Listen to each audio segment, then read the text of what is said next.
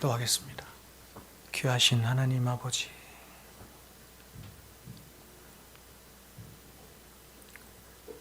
귀하신 하나님의 말씀을 우리에게 들려 주시옵소서.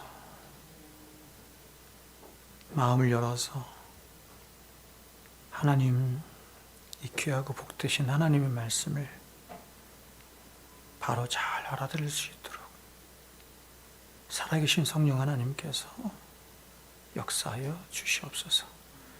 이 말씀 앞에 부복하고 이 말씀을 깨달으며 이 말씀을 따라 살아갈 수 있는 믿음의 용기 또한 주시옵소서. 예수님의 이름으로 기도하옵나이다. 아멘.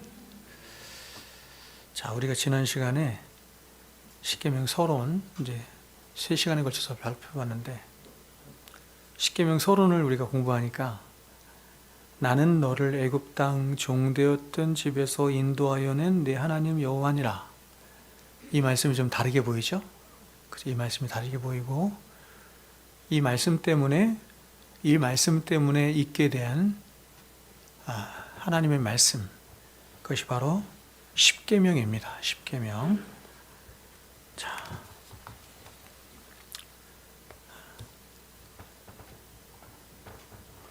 십계명에 대해서 우리가 계속해서 살펴보고 있는데, 자, 십계명은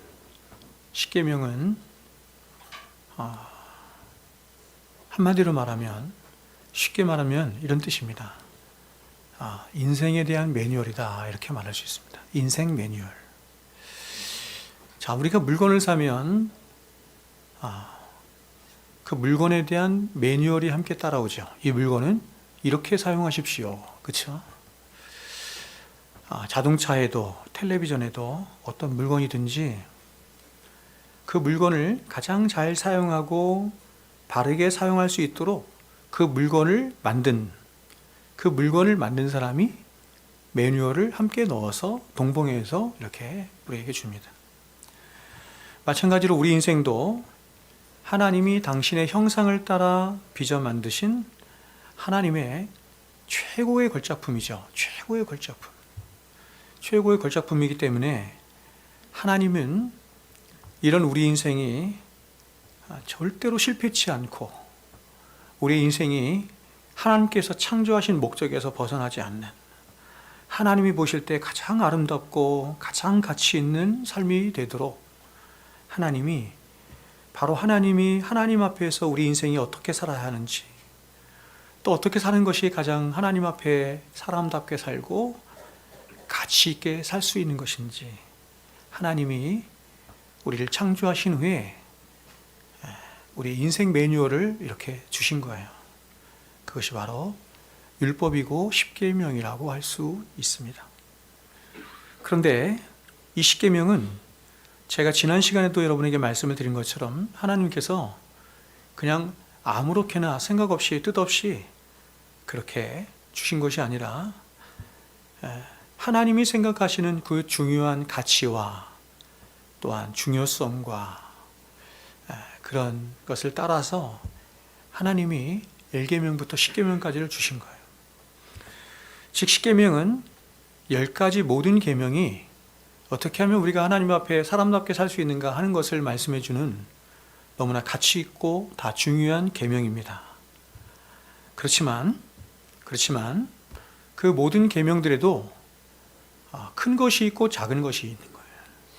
더 가치로운 것이 있고 덜 가치로운 것이 있는 거예요.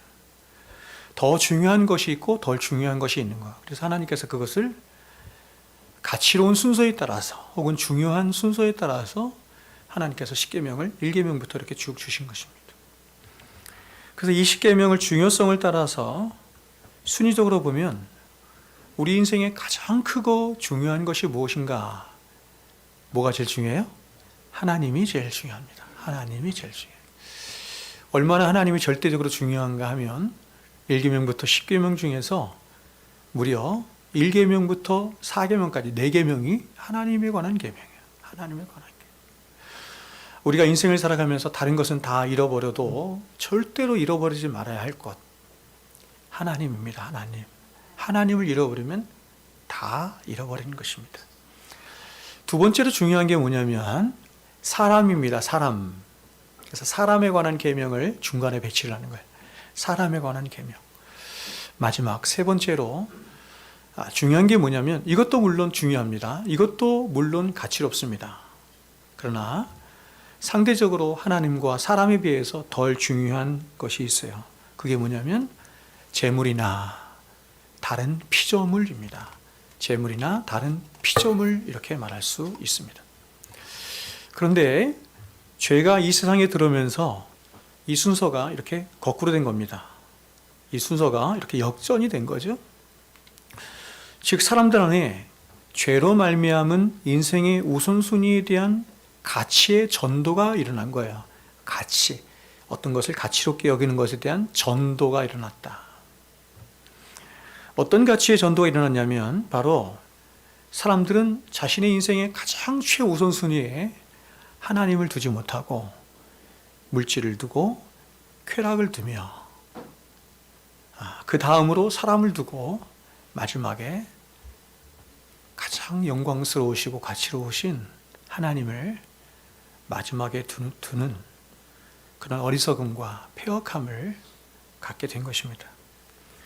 그러므로 이런 측면에서 볼 때 죄를 이렇게도 정의할 수 있습니다. 죄란 더 중요한 것과 덜 중요한 것을 혼동하여 더 중요한 것과 덜 중요한 것을 지각이 망가지고 깨어짐으로 혼동하여 덜 중요한 것을 더 사랑하게 되고 반대로 가장 중요하게 여기며 사랑해야 할 것을 사랑하지 못하게 하거나 사랑하지 않는 것, 그것을 마르티아, 죄라고 할 수 있습니다.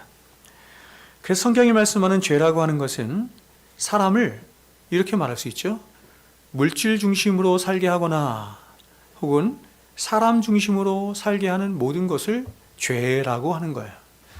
내 인생에 가장 중요한 것, 내 인생의 중심에 뭘 두냐면 물질을 두거나 쾌락을 두거나 사람을 두며 살아가는 것을 다 죄라고 하는 것이고, 이렇게 살아가는 사람의 모습을 성경이 사람답지 못한 삶이다 이렇게 말하는 것입니다.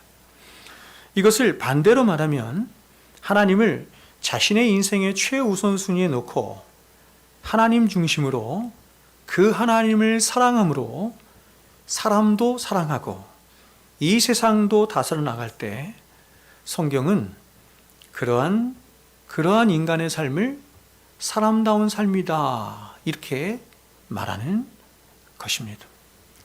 창세기 1장 28절에서 하나님께서 우리에게 말씀하셨듯이 사람은 하나님 외에 이상 어떤 것도 예비하지 않아요. 어떤 것도 자기보다 가치롭게 여기지 않아요.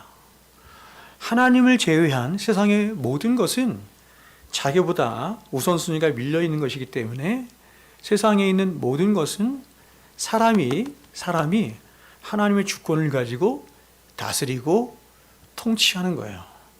다스리고 통치할 것이지 섬기고 사랑하는 것이 아닙니다. 예를 들어서 하나님께서 우리에게 돈이라고 하는 걸 주셨다고 한다면 돈은 우리 자신보다 가치롭지 않은 거예요. 하나님보다 가치롭지 않기 때문에 그것은 세상에서 가장 가치로우신 하나님을 위하여 또한 그 하나님 다음에 가치로운 인간을 위하여 돈을 사용하고 통제하고 다스리는 것이죠. 그것이 사람다운 삶이라고 성경은 말씀하는 것입니다. 그래서 우리가 지난 시간에도 살펴봤던 것처럼 구약의 율법들을 보면 앞에 있는 계명들이 더 중요하고 더 가치롭기 때문에 이 앞선 계명들을 범할 때 더 엄중한 벌이 처해지는 이유가 여기 있는 것입니다. 오늘은 이 10계명 가운데 첫 번째 계명을 살펴보려고 해요. 너는 나 외에 다른 신을 내게 있게 하지 말지니라. 여러분, 이 1계명은 다른 모든 9가지 계명들의 기초입니다. 기초이자 핵심이며 어떤 의미에서 성경 전체의 말씀의 최고의 핵심이 되는 하나님의 말씀이 바로 이 계명입니다. 이 1계명이기 때문에 1계명은 너무 중요해요. 성경을 꾹 짜면 한마디가 떨어질 텐데 그 한마디가 바로 1계명이라고 해도 과언이 아닙니다. 그래서 여러분 저는 이 1계명을 좀 여러 시간에 걸쳐서 오늘 말고도 여러 시간에 걸쳐서 말씀을 함께 나누도록 하겠습니다. 먼저 이 1계명을 우리의 믿음의 선진들은 이 1계명을 어떻게 생각했는지, 어떻게 바라보고 있는지 그것을 설명한 것이 웨스트민스터 신앙고백서고 대소유리 문답이죠. 그래서 이 대소유리 문답에서는 이 1계명을 어떻게 다루고 있는지 소유리 문답적인 측면에서 이 1계명을 먼저 함께 한번 바라보도록 하겠습니다. 45문부터 48문까지 1계명을 다루고 있는데 자, 한번 보겠습니다. 이 1계명은 한번 볼까요? 여러분 다 갖고 계시죠? 자, 그러면 제가 질문하면 여러분 답하는 형식으로 한번 45문부터 48문까지 보겠습니다. 45문 제1계명은 무엇입니까? 제1계명은 너는 나 외에는 다른 신을 내게 이르게 하지 말라 하는 것이다. 예, 이게 좀 이제 각 버전들마다 조금씩 달라요. 자, 제 46문입니다. 1계명에서 명하는 것은 무엇입니까?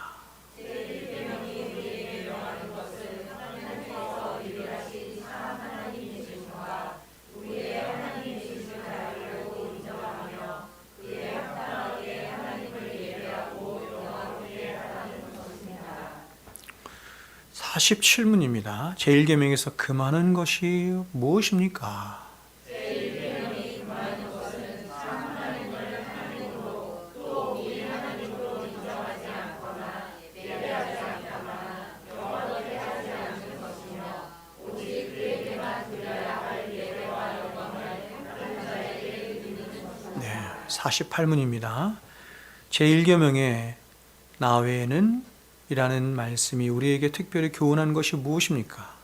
제1계명에 나 외에는 이라는 말이 우리에게 특별히 가르치는 것은 모든 것을 보시는 하나님께서는 우리가 다른 신을 가지는 죄에 조심하시며 그것을 아주 싫어하신다는 것입니다. 네, 자 그러면 이것을 조금 자세히 한번 살펴보겠습니다. 먼저 46문을 보시면 1계명이 의미하는 것에 대해서 묻고 있는데 이에 대해서 소유리 문답은 우리에게 하나님이 명하시는 것은 하나님을 바로 알고 깨달아서 그 하나님을 바르게 인정하며 바르게 예배하라는 것입니다.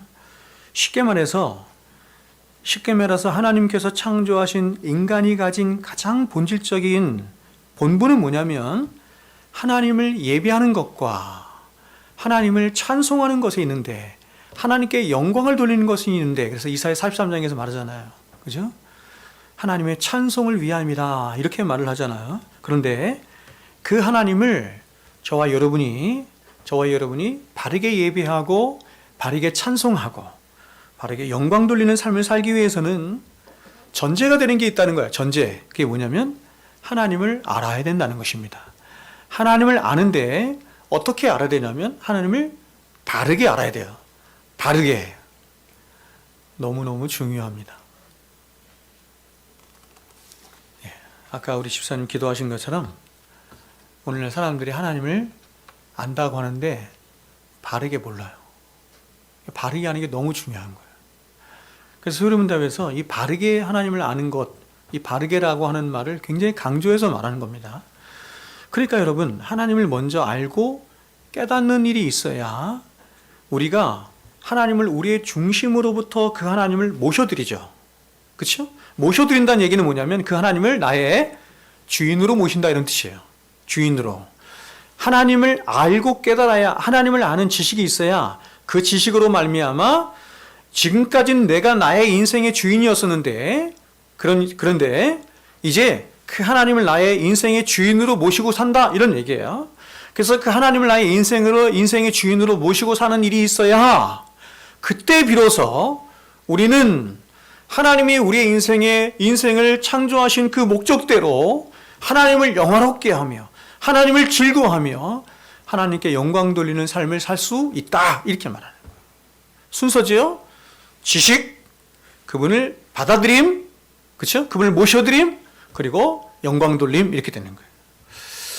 자, 이어지는 47문은 46문의 적극적인 명령에 대한 반대를 말하는 거예요. 즉 성경은 보세요. 사람이 하나님에 대해서 무지하거나 혹은 하나님에 대해서 잘못 알고 있거나 혹은 하나님에 대해서 인정하지 않거나 혹은 하나님을 예배하지 않는 것을 죄라고 한다. 죄라고 하는데 그 이유는 뭐냐면 이렇게 하는 것은 사람의 본분을 망각한 처사이기 때문이다. 이렇게 말해요. 하나님의 창조하신 창조의 목적에서 이탈한 것이기 때문이다. 이렇게 말을 하는 거예요. 여러분 보세요. 지금 소위문답 47문에서 죄를 이렇게 말해요. 하나님에 대해서 무지한 것 이렇게 말하죠. 하나님에 대해서 잘못 알고 있는 것 이거 죄라고 해요. 근데 오늘날 교회 안에 있는 많은 사람들은 하나님에 대해서 무지한 것을 별로 죄라고 여기질 않아. 하나님을 아는 것을 마치 옵션처럼 생각해. 알 수도 있고 모를 수도 있고 더 많이 알 수도 있고 조금 알 수도 있고 그건 죄하고 상관이 없는 거지. 더 나아가서 하나님에 대해서 잘못 알고 있어. 그 머리를 극적거리면서 아유 내가 하나님에 대해서 잘못 알았네. 약간 우리가 뭔가 실수한 것처럼 내 신앙에는 전혀 문제가 없고 내가 하나님을 잘못 아는 것을 죄라고 여기지 않고 그냥 약간 실수가 있는 것 정도로 생각해요.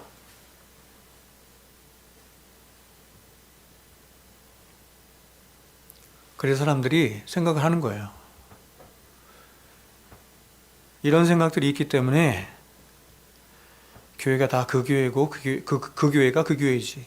그 목사가 그 목사지. 그 말씀이 그 말씀이지.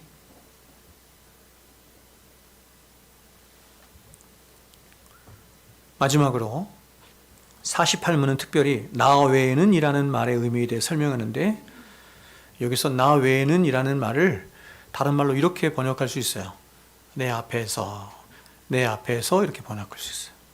즉 하나님을 인정하지 않거나 혹은 하나님에 대해서 무지하거나 적극적으로 하나님의 영광을 위하여 살지 않는 그런 죄된 삶이나 행동을 너희들은 절대로 하나님 앞에서 행해서는 안 된다. 이렇게 말하는 거예요. 자, 이것을 조금 자세히 보겠습니다. 먼저 하나님이 우리에게 주신 제1계명의 첫 번째 계명은 이것입니다. 하나님을 바르게 알라 하는 것입니다.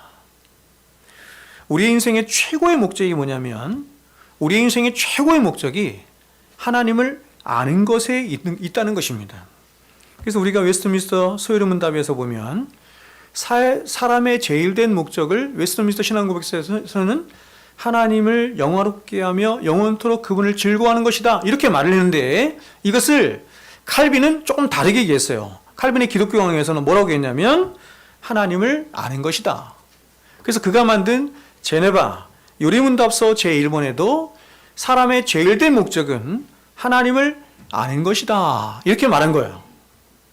어떤 면에서 웨스트민스터 수리문답에서 말하는 하나님을 영화롭게 하며 영원토록 그분을 즐거워하는 것 이건 사람을 창조하신 하나님의 최종적인 목적이라고 한다면 이 최종적인 목적을 이루시기 위해서 하나님께서 선지적으로 우리에게 명령하시며 말씀하신 것이 바로 하나님을 아는 것이다. 이렇게 말할 수 있는 것입니다. 그러니까 하나님을 알지 못하면 하나님을 영화롭게 하는 삶을 하나님을 참되게 예배하는 삶을 사람다운 삶을 살 수가 없는 거예요. 여러분 하나님이 인간을 창조하셨을 때 그 인간을 향해 가지신 하나님의 가장 1차적인 기대는 뭐냐면 바로 인간이 하나님을 바로 아는 것이었어요. 하나님을 바로 알 뿐만 아니라 하나님을 풍성히 아는 거예요. 그래서 하나님이 인간을 창조하셨을 때 인간을 어떻게 창조하셨냐면 당신의 형상을 따라서 지성과 감성과 의지를 가진 인격체로 창조하신 이유가 뭐냐면 바로 인간이 그렇게 전인격적인 존재로 다시 말하면 하나님이 창조하신 지각으로는 하나님을 알고 지각으로는 하나님을 알고, 그래서 그 아는 하나님을 아는 지식으로 정서에 명령을 내리는 거야. 정서에. 이게 바른 명령이에요. 그래서 그 정서로 하나님을 아는 지식 가운데 하나님을 기뻐하죠. 하나님 앞에 순종할 마음을 갖죠. 당연하겠죠. 하나님을 아는 바른 지식이 들어왔는데도 하나님을 기뻐하지 않거나 하나님을 사랑하지 않거나 하나님의 말씀을 순종할 의지를 갖지 않는다라고 하는 것은 거짓말이에요. 그래서 하나님을 아는 바른 지식과 하나님을 사랑하고 하나님을 기뻐하는 바른 정서로 말미암아 그것이 다시 세 번째, 우리의 의지의 명령을 내려서 그 의지가 하나님의 말씀을 따라 살아갈 의지를 갖는 것입니다. 이게 순서예요. 하나님이 인간을 창조하신 창조의 순서이기도 하고 인격의 순서이기도 하고, 그래서 하나님이 창조하신 이 인격의 순서를 따라서 우리가 하나님 앞에 신앙생활을 해야 그것이 바른 거예요. 신앙생활을 어떻게 해야 돼요? 가장 먼저 하나님의 주신 지각으로 하나님 말씀을 받아들임으로. 특별히 하나님이 인간에게 지성을 주신 것은 이 지성으로 하나님을 알도록 주셨습니다. 하나님을 알아가도록. 그러므로 인간은 하나님이 주신 머리로 이 세상에 많은 지식들을 갖죠. 그렇죠? 정치, 사회, 문화, 경제, 과학, 의학 등 세상에 많은 지식들을 알고 깨닫습니다. 무엇을 통해서? 하나님 주신 지식을 통해서. 그러나 하나님은 우리가 그런 세상의 많은 지식들을 이 지각을 통해서 알고 깨닫기 이전에 가장 우선적으로 바로 하나님을 먼저, 자신을 지으신 하나님을 먼저 알라고 하나님께서 우리에게 지각을 주신 거예요. 물론 여러분, 이러한 모든 지식들은 헛된 지식들이 아닙니다. 어떤 사람들은 이렇게 말하는 사람도 있어요. 하나님을 아는 지식만 참된 지식이고 세상에 있는 모든 지식들은, 일반적인 지식들은 헛된 지식이기 때문에 그건 알 필요가 없어. 하나님만 알면 돼. 그것은 성경이 말하는 게 아니에요. 왜냐하면 그러한 모든 지식들도 정치, 경제, 사회, 문화, 예술 등 세상에 있는 모든 지식들도 하나님께로부터 온 지식이기 때문이에요. 하나님께로부터 온 지식이기 때문에 우리가 이러한 지식들을 공부하잖아요. 학교에 가서, 그죠? 우리가 이러한 지식들을 공부한다는 것은 결국 뭐냐면 하나님이 만드신, 하나님이 주신 지식들을 우리가 공부하는 것과 같은 거예요. 그래서 터부시하면 안 돼. 이건 나쁜 지식이야. 이건 세상적인 지식이야. 세속적인 지식. 이렇게 터부시하면 안 되는 거예요. 예를 들어서 우리가 대학에서 자연과학이라고 하는 학문 분야가 있어요. 자연과학. 이것은 뭐에 대해서 공부하는 거냐면 하나님이 창조하신 창조물들 가운데 하나님께서 첫째 날부터 여섯째 날까지 창조하신 창조물들을 연구하고 공부하는 거예요. 그것을 자연과학이라고 해. 그리고 우리는 인문학이나 사회과학이라고 하는 것이 있어요. 인문학이나 사회과학이라고 하는 것은 바로 하나님이 여섯째 날에 창조하신 누구에 대해서? 인간에 대해서 구분되죠? 학문도 크게 구분되는 거예요. 자연과학, 인문학, 사회과학. 그래서 문학, 철학, 역사, 심리학 이런 것은 뭐냐면 다 여러분 사람에 대해서 말하는 학문인데 이 모든 학문들은 하나님이 창조하신 사람에 대해서 공부하는 것이고, 정치, 경제, 사회 이런 것들 사회과학이라고 하거든요. 이런 사회과학은 뭘 말하는 거냐면 그 사람이 살아가는 집단이나 그들의 삶에 대해서 연구하도록 하나님께서 주신 지식을 공부하는 거예요. 따라서 결국 이 세상에 있는 모든 학문은 하나님이 지으신 사람에 대해서 혹은 하나님이 창조하신 여러 피조물들에 대해서 하나님이 그 피조물들 안에 지식을 심어줬어요. 지식 체계를. 그 지식 체계들을 공부하고 연구하는 것이라고 할 수 있습니다.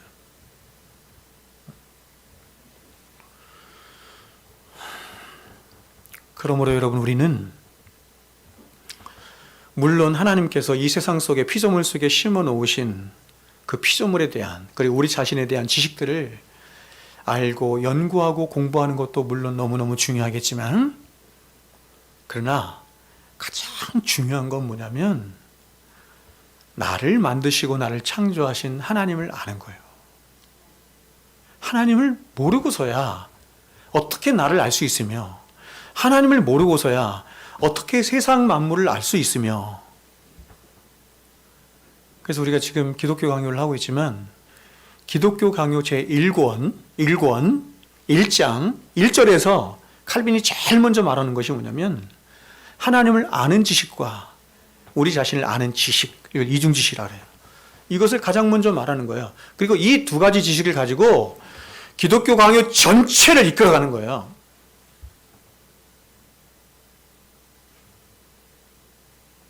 다시 말하면 모든 지식은 어디서부터 출발하는 거냐면 하나님을 아는 지식으로부터 출발하는 거예요. 하나님을 아는 지식 안에서 나도 알 수 있고, 하나님을 아는 지식 안에서 세상도 알 수 있고, 세상 지식도 알 수 있고. 그렇게 생각합니까?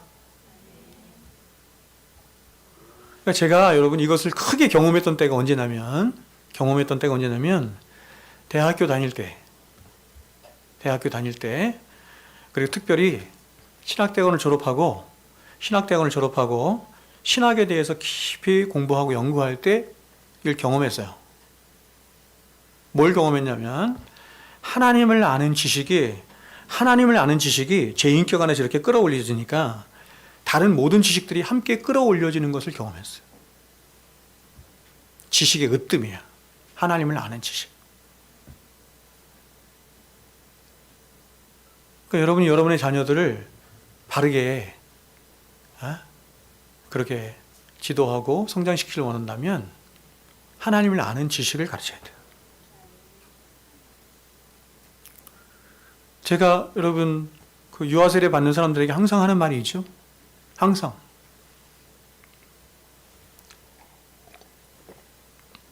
아이가 이제 자라서 세상 구경을 해요. 어디에 가서? 유치원에 가서, 학교에 가서, 초등, 중등, 고등, 대학교 이렇게 쭉, 그리고 사회로 나아가서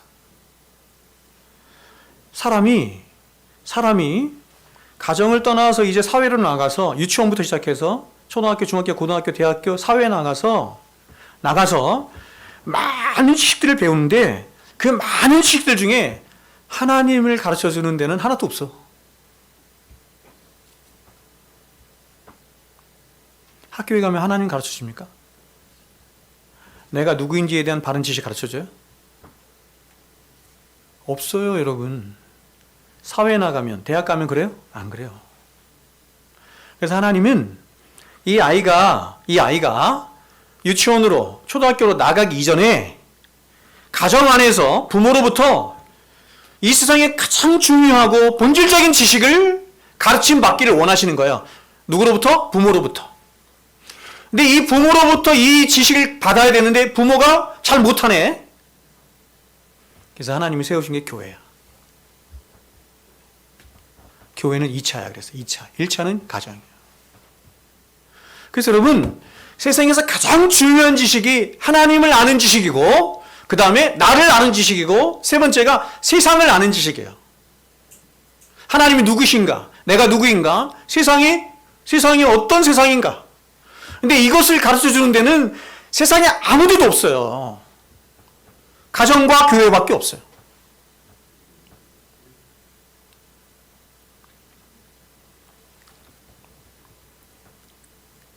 그래요, 안 그래요? 하나님을 아는 지식이 없으면 사람들께 살 수가 없어요. 하나님을 아는 지식이 우리 안에 있어야 사람답게 하나님을 예배하고, 하나님을 공경하고, 하나님을 사랑하고, 그래서 그 하나님을 사랑하는 마음으로 사람도 참되게 사랑할 수 있고, 하나님을 사랑하는 사람이 사람을 참되게 사랑할 수 있는 거예요. 그렇죠? 그래서 예수님이 제가 늘 말씀드렸지만 요한복음 21장에서 사도 베드로를 예루살렘 교회 수장으로 세우시면서 목사로 세우시면서 물으신 게 뭐냐면 세 가지 물으신 거예요. 세 번 똑같이. 어떻게 물으셨어요? 네가 날 사랑하느냐? 주님을 사랑하지 않고 교회를 참되게 사랑할 수 없어요. 주님을 사랑하지 않고 주님께서 맡겨주신 양들을 참되게 사랑할 수 없어요. 제가 주님을 사랑하지 않은 채로 여러분에게 지금 설교하고 있다고 생각해 보세요. 끔찍한 일이지. 주님을 사랑하지 않은 채로 여러분이 설교하는 것은 그냥 강연이야, 공허한 거예요. 여러분, 하나님은 모든 것을 다 하시고 모든 것을 다 하실 수 있는 전지전능하신 하나님이에요. 하나님은 전지전능하시다라고 하는 뜻은 뭐냐면 하나님은 이 세상의 모든 지식의 근원이시다 이런 거예요. 모든 지식의 근원이시다. 모든 지식은 하나님께로부터 나왔다.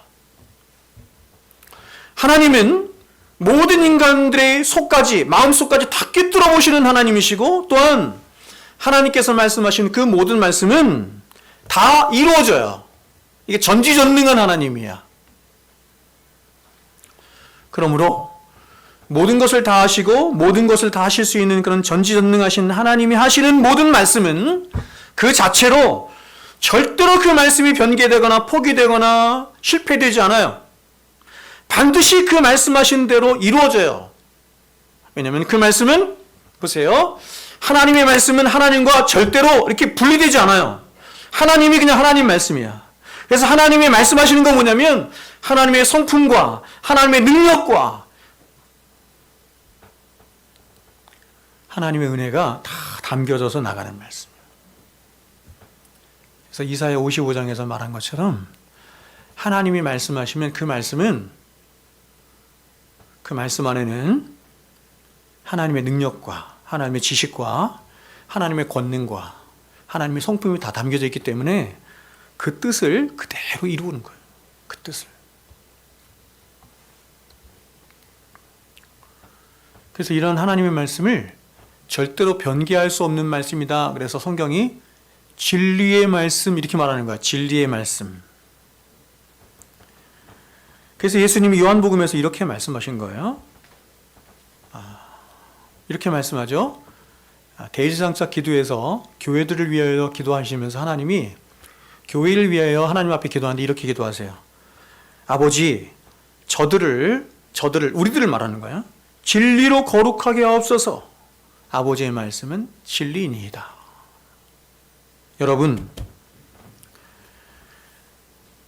하나님과 예수 그리스도의 저와 여러분을 향한 한 가지 목적은 거룩하게 하는 거예요. 거룩하게 한다는 건 뭐냐면 저와 여러분을 세상으로부터 구분하여 하나님 앞에서 하나님을 닮은 자로 참되게 살고 영생의 삶을 살도록 하는 것을 거룩한 삶 이렇게 말을 해. 근데 그렇게 거룩한 삶을 살 수 있도록 하는 유일한 근거가 뭐냐면 바로 하나님의 성품과 하나님의 능력과 하나님의 지식과 하나님의 지혜가 담겨져 있는, 그래서 그 누구도 변개시키거나 포기하거나 실패케 할 수 없는 바로 하나님의 진리의 말씀뿐이다 이렇게 말하는 거예요.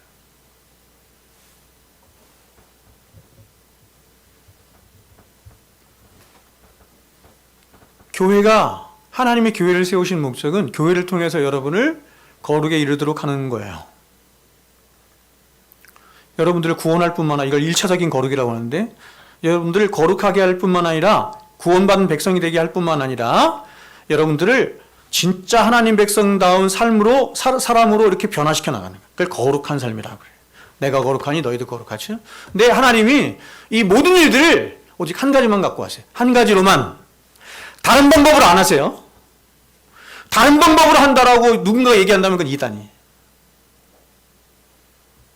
아까도 우리 김현지 지사님이 기도하실 때 이 부분에 관해서 성경으로 읽었어요. 사람이 1차적으로 거룩하게 되는 것, 구원받는 것은 말씀으로만 돼요. 또 나아가서 내가 거룩하니 너희도 거룩할지어다 하며 우리가 하나님을 닮은 자로 참 사람 되게 하는 것은 다른 방식으로 되지 않고 오직 말씀으로만 돼요. 믿습니까?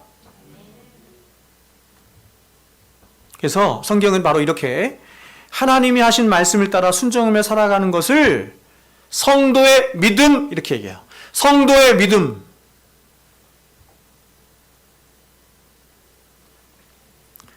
그러므로 여러분, 우리의 신앙은 절대로 우리의 감정에 기초해서는 안 되는 거예요. 우리의 감정에 기초해서 신앙생활하면 안 되는 거예요.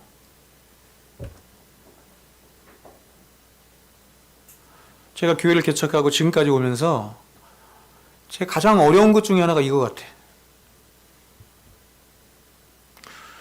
하나님은 계속해서 저에게 명령하세요. 너 사람들을 절대로 감정에 기초해서 신앙생활하게 하도록 하면 안 된다.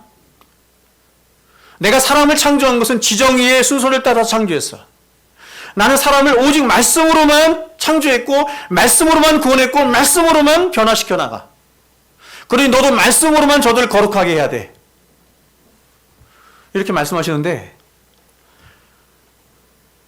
양 같은 사람들은, 양 같은 죄인들은 계속해서 하나님 말씀에 기초해서 신앙생활 하려고 하지 않고 감정에 기초해서 신앙생활 하려고 해요. 이거 싸움이에요. 왜 하나님이 그렇게 말씀하시냐면 사람의 감정은 죄로 인해서 왜곡되어 있기 때문이에요. 죄로 인해서 왜곡되어 있고 그래서 늘 변하기 쉬워. 감정은 굉장히 약한 거예요, 여러분.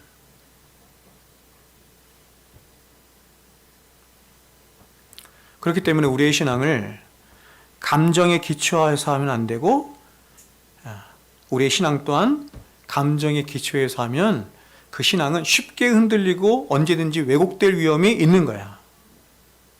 그래서 사람 관계만 봐도 보세요. 사람 관계란 늘 이렇게 대부분 사람들이 관계를 어떻게 하냐면 감정에 기초해서 관계를 해. 그래서 사람들이 쉽게 만났다가 쉽게 헤어지기를 밥 먹듯이 하는 거예요. 성숙된 사람은 그렇게 하지 않죠. 성숙된 사람은 그 사람이 과연 어떤 사람인지, 어떤 인격을 가졌는지 분명히 아는 지식 하에서 관계를 맺죠.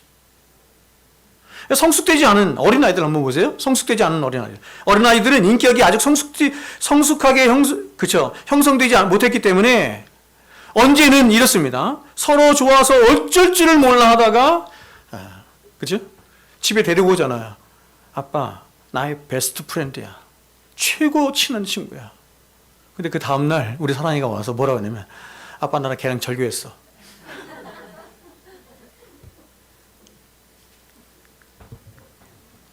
이게 미성숙한 거예요, 되게. 그렇지 않습니까? 남녀관계는 어떻습니까? 남녀관계. 여러분, 난 한순간에 홀딱 반했어. 한순간에 홀딱 반해서 결혼하면 돼요, 안 돼요? 안 돼요, 여러분. 요즘 제가 뭔가 생각이 잘 안 나는데, 책 중에 있어요. 그런 책. 근데 거기서 그 책에서 무슨 말을 하냐면 이렇게 얘기를 해요. 사랑하는 감정이 생겼을 때 절대로 무엇인가를 결정하려고 하지 마라. 사랑하는 감정이 생겼을 때 무엇인가를 결정하려고 하지 마라. 굉장히 일리 있는 말이죠. 사랑하는 감정이 생기면 미친 거예요. 제정신이 아닌 거예요.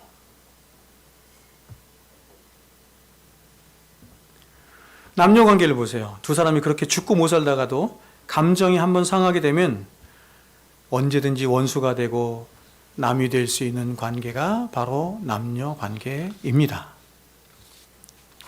그래서 결혼할 때 그 결혼식이 어디서 왔냐면 성경에서 이렇게 온 거예요. 성경에서. 요즘 사람들은 결혼식 할 때 결혼 주례사도 없이 하더라고. 하나님을 믿는다고 하는 사람들도 결혼식 주례자가 없게 하더라고. 옳지 않은 거예요, 절대로. 성경이 말하는 사랑은 언약적 사랑을 말하는 거예요.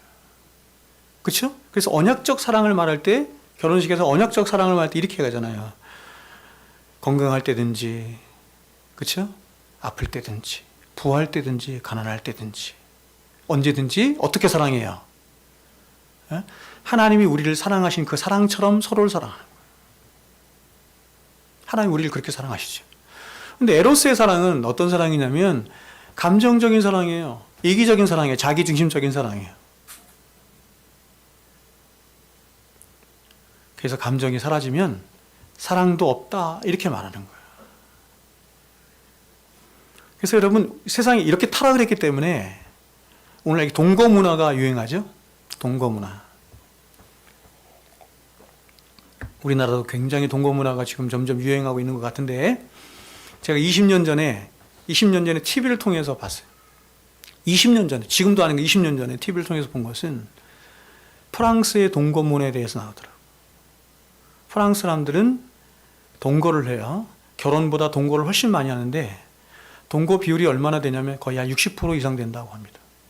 굉장히 대부분의 많은 사람들이 동거를 하죠. 동거를 하는 이유는 뭐냐면 사람들이 언제든지 관계가 깨질 수 있는 것을 전제하기 때문이에요. 나는 저 사람을 사랑하지 않는데 사랑할 수 없어. 그러니 그냥 동거만 해. 언약하지 않아. 결혼이라고 하는 것은 나를 얽매이지 않아. 이렇게 되는 거예요. 그래서 프랑스에서는 사람들이 동거를 하는데 평생 동안 상대자를 몇 명을 바꾸냐, 동거하는 사람 몇 명을 바꾸냐면 평균 6명을 바꾼다고 해요. 그러니까 동거를 한 6번 정도 한다는 것입니다. 당연하겠죠. 에로스적인 사랑을 하니까. 에로스적인 사랑은 언제든지 자기중심적인 사랑이기 때문에 그 사랑은 언제든지 식거든요.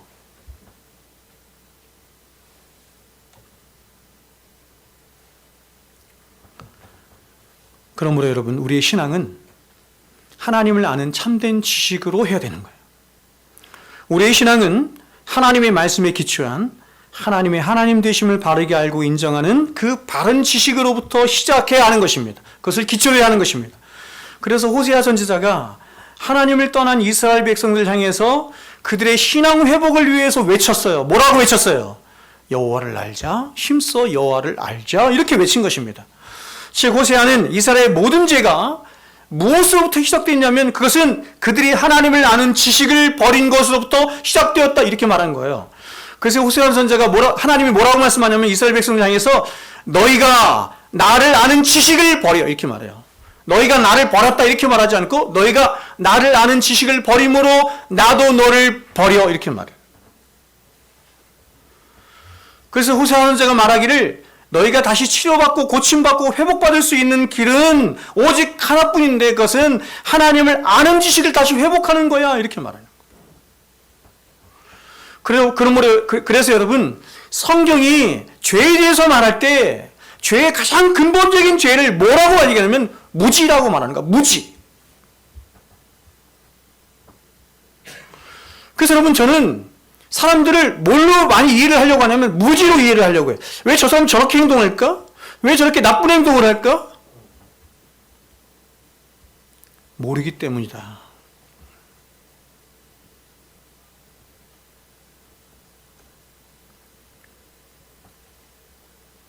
그래서 제가 작년에 특별히 저희 아버지하고 어머니에 대해 생각을 많이 하게 됐어요. 그때 어려움을 겪으면서.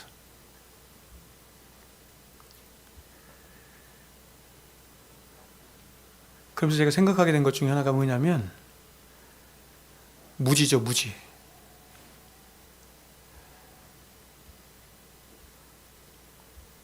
저러한 무지 속에 자식 5을 키우느라 얼마나 힘드셨을까?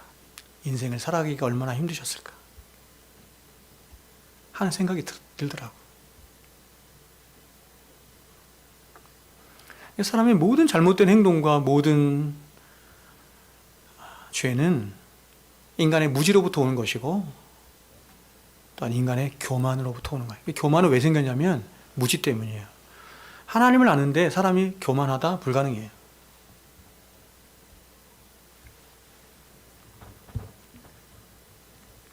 그러므로 여러분 우리가 인생을 살아가면서 세상에 대한 다른 많은 지식들도 가져야 되겠지만 가장 선제적으로, 가장 본질적으로, 가장 중요하게 가져야 할 지식이 뭐냐면 나를 창조하신 그리고 더 나아가서 나를 사랑하시는 그 하나님에 대한 지식을 갖는 것입니다. 그 하나님을 아는 지식을 가져야 비로소 내가 누구인지를 알 수 있어요. 왜냐하면 나는 그분께 지음받았으니까. 그리고 이 세상이 어떤 세상인지에 대해서 비로소 알 수 있는 거예요.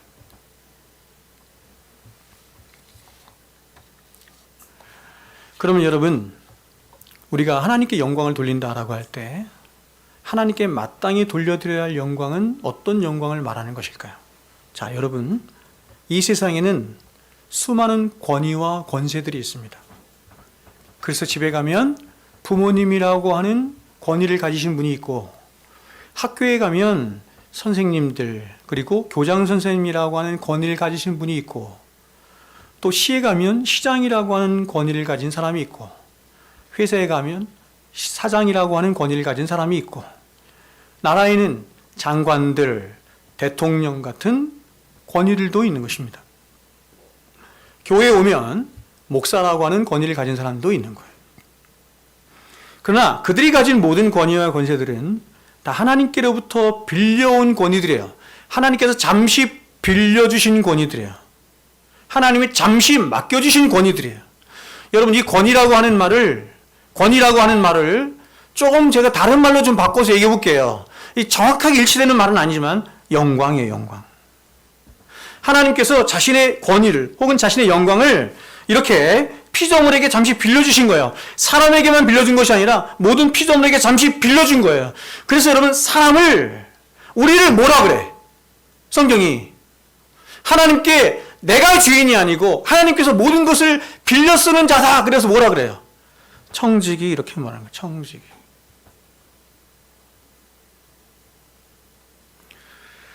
저와 여러분이 어떤 머리를 가졌든, 어떤 사람 머리도 좋고 어떤 사람 머리도 나쁘잖아요. 그리고 어떤 사람은 잘 살고 못 살고 굉장히 다양하게 살죠.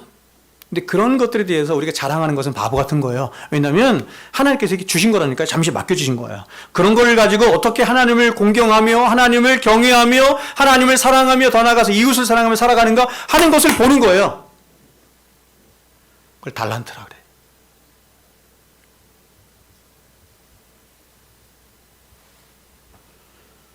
로마서 13장 1절은 이렇게 말하죠. 각 사람은 위에 있는 권세들에게 복종하라. 권세는 하나님으로부터 나지 않음이 없나니 모든 권세는 다 하나님께서 정하신 바라. 하나님께서 영광을 골고루 나눠주시고 권위와 권세를 골고루 나눠주셔서 세상이 망하지 않도록 하는 거예요. 세상이 잘 돌아가도록 하시는 거예요.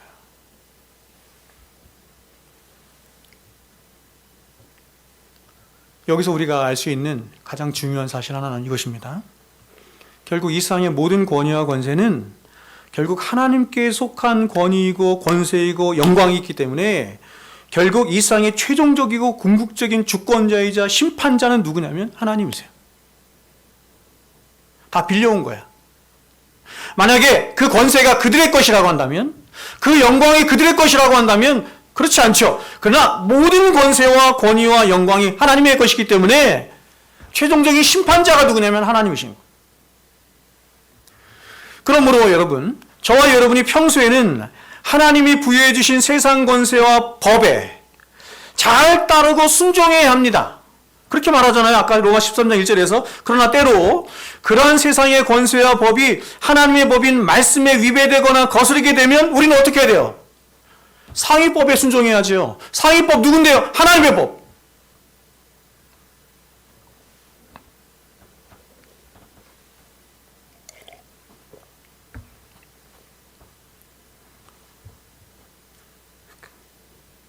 코로나19 당시에 교회가 이렇게 분별이 없고 지식이 없고 지각이 없고 믿음이 없다라고 하는 것을 아주 하나님이 발가벗겨 버리신 거예요.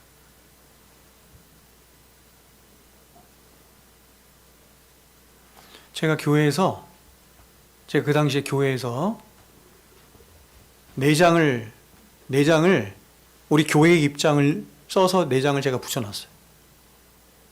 왜 우리는 이렇게 하는지, 우리 교회는 왜 이렇게 하는지 제가 사중신학적으로 밝혀서 내장을 붙여놨어요. 한 성도님이 저에게 직접 말한 건 아니고 이렇게 목자분을 통해서 이렇게 말씀하셨어요. 왜 우리 교회는 정부에서 말하는 시책에 따르지 않고 거기에 순종하지 않고 이렇게 합니까? 제가 내장을 붙여놨는데 그렇게 말을 하시더라고요.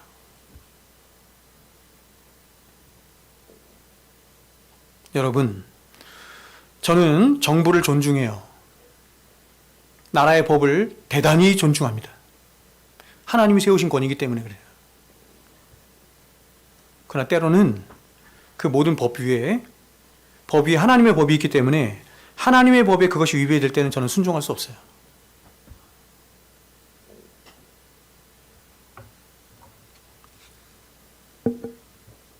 그래서 사도 바울은 이렇게 말한 거예요. 갈라디아서 1장에서 보세요. 이것이 성도의 자세인 거예요. 이제 내가 사람들에게 좋게 하랴 하나님께 좋게 하랴 사람들에게 기쁨을 구하랴 내가 지금까지 사람들의 기쁨을 구하였다면 그리스도의 종이 아니니라.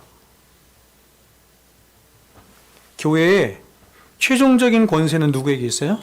최종적인 권위는 누구에게? 하나님께 있어요. 그래서 하나님께서 저에게 그 권위를 부여해 주셨을 때 저는 이 최종적인 권세가 하나님께 있음을 알아서 저는 여러분들이 원하고 여러분들이 생각하는 바대로 하지 않고 하나님께서 원하시는 바대로 하려고 해요.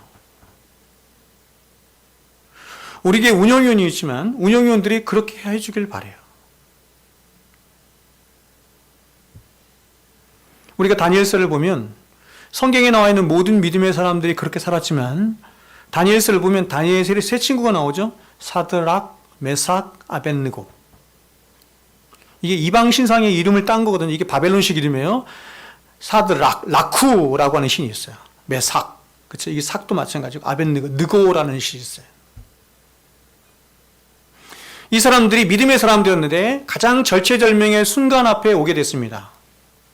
우상 숭배를 거부함으로 이들이 생명을 그렇죠? 담보해야만 하는 그것도 세상에서 가장 큰 권세를 가지고 있는 최고의 왕인 느부갓네살의 어떤 회유를 거부하면서 있어요. 세상에서 가장 큰 왕이 지금 사드락과 메삭과 아벳느고를 불쌍히 여기고 사랑해서 그들을 회유하는 거예요. 근데 그 회유를 거부해. 지금 당장 이 왕이 말하는 것을 거부하면 난 죽을지 모르는데 거기에서 왕의 명령을 따르지 않아요. 그러면서 이렇게 말을 해요. 다니엘 3장에 사드락과 메삭과 아벳느고가 왕에게 대답하여 이르되 느부갓네살이여 우리가 이 일에 대하여 왕에게 대답할 필요가 없나이다. 이 일에 대하여 왕에게 대답할 필요가 없습니다. 왕이여 우리가 섬기는 하나님이 계시다면 우리를 맹렬히 타는 풀무불 가운데서 능히 건져내시겠고 왕의 손에서도 건져내시리다. 내가 믿는 하나님은 이 풀무불 가운데서 건져낼 수 있는 분이에요. 그러나 가장 위대한 믿음의 고백을 이렇게 하죠. 그러나 그리 아니하실지라도 하나님이 그렇게 아니하실지라도 왕이여 우리가 왕의 신들을 섬기지 아니하고 왕이 세우신 금신상에게 절하지도 아니할 줄을 아옵나이다. 이게 무슨 뜻이냐면 이 그리 아니하실지라도 나는 다 이해할 수 없어요. 하나님의 뜻을 다 이해할 수 없어요. 그러나 내가 만약에 이 풀무불 가운데 던져져서 죽는 것이 아닌 하나님의 뜻이라고 한다면 하나님은 이것까지도 합력하여서 내가 알지 못하는 하나님의 선을 이룰 줄을 저는 믿어요. 이렇게 얘기하는 거예요. 굉장히 놀라운 말이죠. 위대한 고백이에요. 특별히 이들이 왕이여 우리가 이 일에 대하여 왕에게 대답할 필요가 없습니다라고 한 표현은 이들의 확신과 의지가 어떠한 것인지를 보여주는 가장 강력한 표현이에요. 우리가 이 일에 대하여 대답할 필요가 없습니다라고 하는 말 중에 특별히 대답이라고 해석되는 단어를 NIV나 굿뉴스 바이블에서는 뭐라고 표현하고 있냐면 defend 이렇게 표현하고 있어요. defend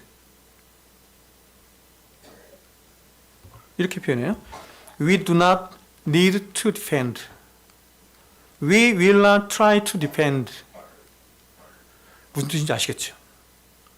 지금 이 사람들이 이 세 친구가 느부갓네살에 뭐라고 말하고 있냐면 그것은 이렇게 말하는 거예요. 이 일에 대하여는 이래요. 다른 일 갖고 저하고 협의를 보거나 얘기할 때는 제가 모르겠습니다. 근데 이 일에 대하여는 여기서 이 일에 대하여라고 하는 것은 뭐냐면 앞에서 말한 건데 느부갓네살이 사드락과 메삭과 아벳느고에게 회유하면서 뭘 하는 거냐면 신상에게 절해라 이렇게 얘기하는 거예요. 우상 숭배를 강요하는 거예요. 근데 그 일에 대하여는, 우상 숭배하는 일에 관하여는 나는 협의하거나 타협하거나, 가장 강력한 말이에요. defend. 방어할 마음이 전혀 없습니다. 나는 차라리 그냥 죽겠습니다. 이런 뜻이에요. 나는 차라리 우상을 숭배하느니 죽음을 선택하겠습니다. 이런 말이에요. 그러면 여러분, 이들이 이렇게 자신들의 목숨을 걸고서라도 절대로 양보할 수 없는 그런, 지금 이 사람들이 가지고 있는 절대적인 가치 혹은 절대적인 신념이 뭐예요? 그것은 바로 하나님 그분이에요. 하나님 그분 자신이자 하나님 그분과의 관계. 이것을 이렇게 바꾸어 말할 수 있어요. 그게 바로 일계명이에요. 이 세 친구는 하나님을 얼마나 절대적으로 여겼는지 그 하나님이 말씀하시는 제1계명을 늘 생각한 거예요. 너는 나 외에는 다른 신을 내게 있게 하지 말지니라 하신 이 말씀, 이 명령을 자신의 생명보다도 더 존귀하게 여긴 거예요. 더 가치 있게 여긴 거예요. 이유가 뭐예요? 그가 믿는 하나님을 그렇게 여겼기 때문에. 여러분, 이 세상에는 여러 학문 분야의 최고의 전문가들이 있습니다. 그러나 그들이 아무리 무엇이라 말하며 수많은 이론들을 또 신념들을 쏟아낸다 할지라도 만일 그러한 이론이나 신념들이 하나님의 말씀과 충돌되거나 혹은 하나님의 말씀에 반하는 것이라고 한다면 우리는 마땅히 그 모든 것 앞에 그렇지 않습니다, 노입니다 라고 말할 수 있어야 돼요. 그게 그리스도인의 바른 태도예요. 그래서 어떤 사람이 아무리 이 세상에서 유명하고 명망 있고 뛰어난 학자를 할지라도 만일 그 사람이 우리들 앞에 와서 사람은 원숭이로부터 진화한 것이야 이렇게 말한다고 하면 아닙니다, 그렇게 말해서는 안 됩니다. 세상 앞에서 떨지 않고 사람 앞에서 떨지 않고 사람보다 세상보다 더 크신 이가 있음을 알아서 그 하나님께서 우리에게 말씀하신 그 말씀과 명령과 가치를 따라서 말해야 되는 거예요. 우리가 사람이 누구인지 알고 싶으면 가장 먼저 하나님 앞에 가서, 사람을 창조하신 하나님 앞에 가서 하나님이 사람에 대해서 무엇이라 말씀하는지, 여러분 성경에 하나님이 사람에 대해서 무엇이라 말씀하는지 성경 구절이 얼마나 있을 것 같아요? 얼마나 많은지 몰라요. 그래서 조직신학의 한 분야가 인간론이야. 인간론일 정도로 사람에 대해서 많이 말을 해요. 나를 창조하신 하나님 앞에 가서 물어야 되는 거예요. 다윈한테 가서 묻거나 아니면 다른 과학자들이나 심리학자들한테 가서 먼저 드리라고 하는 것은 하나님이 미워하시는 것입니다. 여러분, 하나님은 이 세상 모든 만물을 창조하신 창조주로서 이 세상의 모든 것의 최고의 그리고 최종적인 전문가이세요. 전문가. 이건 잘 안 믿는 것 같아. 사람들이 하나님을 창조주 하나님입니다, 이걸 믿는 것 같은데 전문가입니다 그럼 좀 달라지는 것 같아요. 창조주이십니다라는 말과 전문가라는 말은 같은 말이지. 그렇죠? 창조한 사람 제일 잘 알잖아요.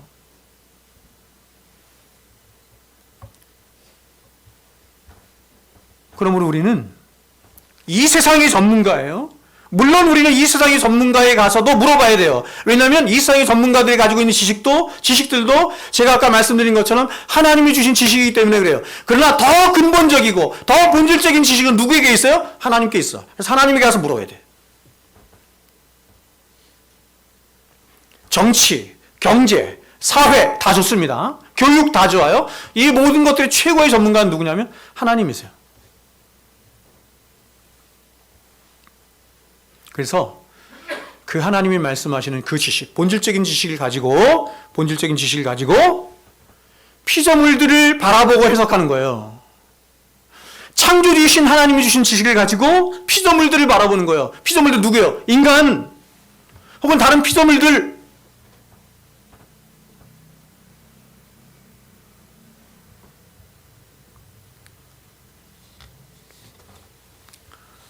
자, 그러면 여러분, 반대로 우리가 해서는 안 되는 것이 무엇인지 잠깐 살펴보고 마치겠습니다. 그것은 소유문답에서 이렇게 말하는 거죠. 보세요. 찬양과 존귀와 영광을 받으시기에 합당하신 그 유일하신 하나님을 두고 다른 대상을 향해서 다른 대상을 사랑하거나 다른 대상을 존경하거나 다른 대상을 예배하거나 혹은 다른 대상을 기뻐하면 안 되는 거예요. 그걸 뭐라고 불러요? 우상숭배라 부른다. 우상숭배라 부른다. 여러분, 오늘날 현대의 가장 큰 우상숭배는 크게 두 가지인데, 하나는 돈이고 또 하나는 자기예요. 자기. 그러니까 이건 너무 큰 부분이기 때문에 제가 다음 시간에 좀 나누기로 하고 제가 오늘은 좀 이 부분을 이렇게 맛을 좀 보여드리려고 했는데 나중에 나누기로 하고, 사상적으로 우상숭배가 어떤 것인지, 그렇죠? 몇 가지만 제가 살펴보겠습니다. 첫 번째는 뭐냐면, 이런 우상숭배들 가운데 가장 먼저 성경이 금하는 우상숭배의 사상이 뭐냐면 하나님이 없다 하는 무신론이에요. 그러니까 여러분, 무신론도 일종의 우상숭배라는 것입니다. 이러한 무신론에 대해서 성경은 이렇게 표현해요. 시편 14편 1절에서 어리석은 자는 그의 마음에 이르기를 하나님이 없다 하는도다. 그들은 부패하고 그 행실이 가증하니 선을 행하는 자가 없도다. 여러분, 우리가 역사적으로 보면 하나님이 없다는 생각은 인류가 거의 하지 않은 생각이에요. 인류는 자신 안에 하나님이 심어주신 종교의 씨앗으로 말미암아 그가 비록 성경이 말씀하는 하나님을 믿지 않는다 할지라도 인간은 늘 하나님을 찾았어요. 하나님에 대한 목마름이 있었어요. 그래서 그 하나님에 대한 목마름과 하나님을 찾고자 하는 마음으로, 그 마음이 사람 안에 있는 죄와 결합해서 만들어낸 것이 뭐예요? 종교들이에요. 종교들. 세상에 수많은 우상들, 세상에 수많은 종교들이 있는 이유가 여기에요. 그런데 18세기 계몽주의 시대가 열리면서 사람들은 이성이라고 하는 것을 절대화시키기 시작했어요. 이성이라고 하는 것을 계시보다 위에 놓기 시작했어요. 그래서 인간을 세상의 꼭대기에 올려놓기 시작하면서 하나님의 존재를 믿지 않는 풍조가 퍼지기 시작했어요. 자, 그러면 여러분, 사람들은 왜 하나님이 없다 말하는 것입니까? 왜 하나님이 없다 이렇게 말하는 것입니까? 이들이 주장하는 것은 뭐냐면, 이들이 주장하는 논리는 굉장히 간단한데 굉장히 어리석어요. 뭐냐면 이렇게 말하는 거죠. 그것은 나의 눈으로, 나의 오감으로 하나님을 볼 수 없고 감각할 수 없기 때문에 하나님은 없다 이렇게 말하는 거예요. 그러나 여러분, 이것은 굉장히 바보 같은 생각이에요. 이것은 조금만 생각해봐도 굉장히 바보 같은 생각인 것이 뭐냐면, 우주에 존재하는 모든 물질들 가운데 90% 이상은 우리의 눈으로 볼 수 없는 것들이에요. 그러니까 눈으로 보고 만지고 감각하고 한다고 해서 그것만 존재하는 것이 아니라 우리의 오감으로는 감각할 수 없는데 존재하는 것들이 우주에 얼마나 존재한다? 90%가 존재한다. 우리는 빛을 볼 수 없지만 빛은 존재합니다. 마찬가지로 우리는 공기를 만지거나 볼 수 없지만 그러나 우리가 살아있다는 자체가 공기가 존재한다는 증거입니다. 그렇죠? 그래서 예수님이 성령님에 대해서 말할 때 성령님, 그렇죠? 뭐라고 말씀하셨어요? 성령님은 눈으로 볼 수 없잖아. 무엇의 비유를 통해서? 바람은 눈으로 볼 수 없지만 바람이 불면 어때요? 바람이 불면 어떤 현상이 있어? 사람이 시원함을 느끼거나 차가움을 느끼거나 혹은 바람이 불면 뭐가 나비거나 바람이 부는구나.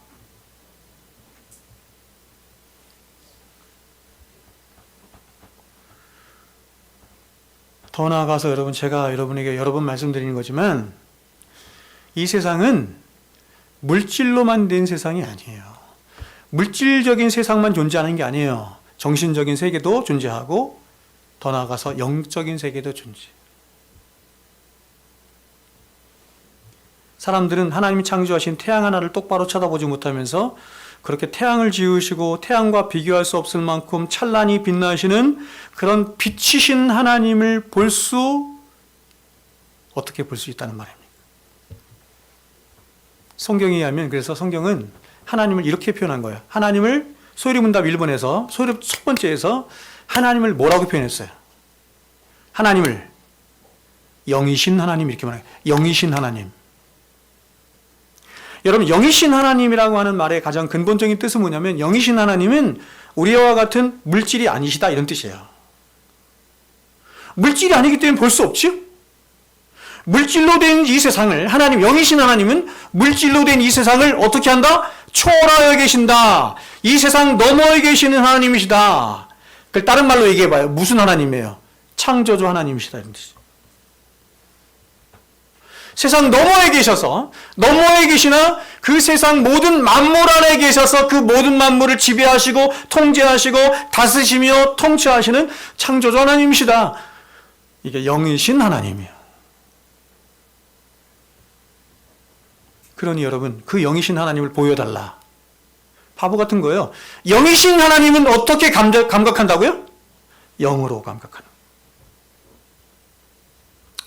그러면 믿음이 없으면 하나님을 감각할 수가 없어. 우리가 영적으로 충만할 때, 더욱더 충만할 때 우리는 하나님을 더욱더 깊이 감각할 수 있는 거예요.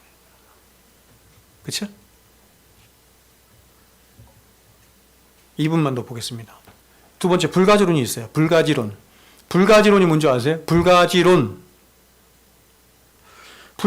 거 이것입니다. 불가지론이란 초경험적인 존재나 본질은 인식이 불가능하다고 믿는 철학적인 입장이에요. 이 불가지론을 크게 열었던 가장 대표적인 철학자가 있어요. 누구죠? 임마누엘 칸트라고 하는 사람. 들어보셨어요? 초경험적인 존재나 본질은 우리가 인식할 수 있는 게 아니야. 그러니 그분이 초월적인 존재이신 하나님이 존재하는지 존재하지 않는지는 우리가 알 수 없는 거야. 이게 불가지론이에요. 알 수 없어. 이 불가지론을 가장 크게 연 사람이 칸트, 임마누엘 칸트. 또 이 세상의 우상숭배들 가운데 다신론자들이 있어요. 제가 지금 계속 우상숭배에 대해서 얘기해요. 다신론자들이 있어요. 이들은 세상에 신들이 많다고 생각해. 그래서 이들은 안방에 가도 신이 있고 화장실에 가도 신이 있고 돌멩이에도 신이 있고 어디 가나 신이 있어. 그렇죠? 저 어릴 때 이 집 많이 했어. 우리 어머니가 고사를 지내서 고사. 우리 집 고사. 고사 지내면 고사 지낸 떡을 막 잘라가지고 저한테 시켜. 장독대 갖다 놔라. 옥상에 갖다 놔라. 제일 나쁜 게 뭐냐면 화장실에 갖다 놔라. 제가 어릴 때 퍼셋식 화장실인데 화장실에 갖다 놔라. 그러니까 화장실 바로 앞에다 갖다. 이유가 뭐죠? 다 신이 있다고 생각하는 거야. 신이 있어서 그 신들이 그것을 먹는다고 생각하는. 그래서 인도에 가면 신이 3억 3천 개가, 3억 3천만 개가 있대잖아. 3억 3천만 개가 있대잖아. 자, 생각해 보세요. 그러면 이 사람들이 생각하는, 이 다신론자들이 생각하는 대부분의 신은 사실은 뭐예요? 대부분의 신은 뭐예요? 똑같아요. 애굽에 10가지 재앙을 내렸잖아요. 10가지 재앙은 야 그것도 신이 아니야. 신은 나야 나. 그래서 하나님이 그걸 다 진멸하시는 거거든요. 그러면 여러분 애굽에서 사람들이 10가지 그렇죠? 신이 아니거든요. 다 뭐예요 여러분? 피조물.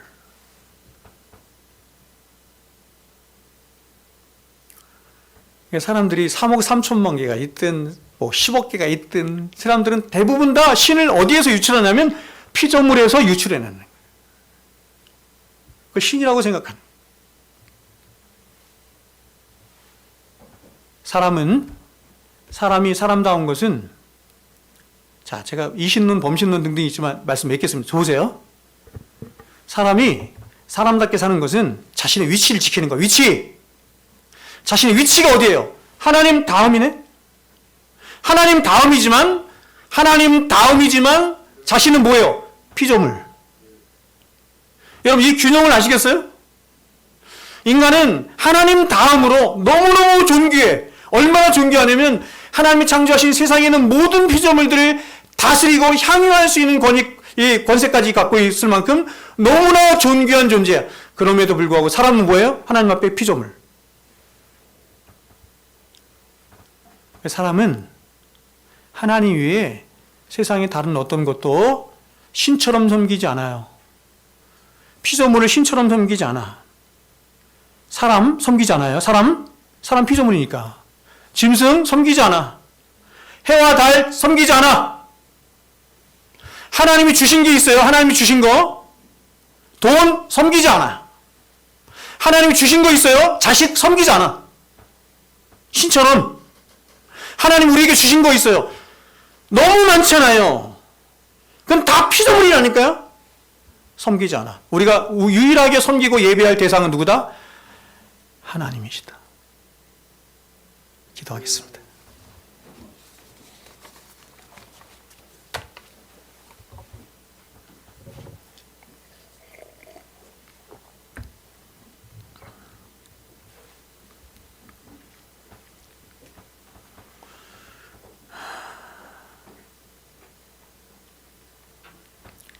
거룩하신 아버지 하나님, 하나님 앞에서 우리 자신의 바른 위치와 본분을 지키는 것이 너무너무 어렵습니다. 바로 우리 안에 죄가 있다는 사실을 우리는 통감합니다. 하나님이 아닌 피조물들을 섬기고자 하는, 그것들을 섬기고 싶어하는 그런 악한 본성이 우리 안에 있음을 고백합니다.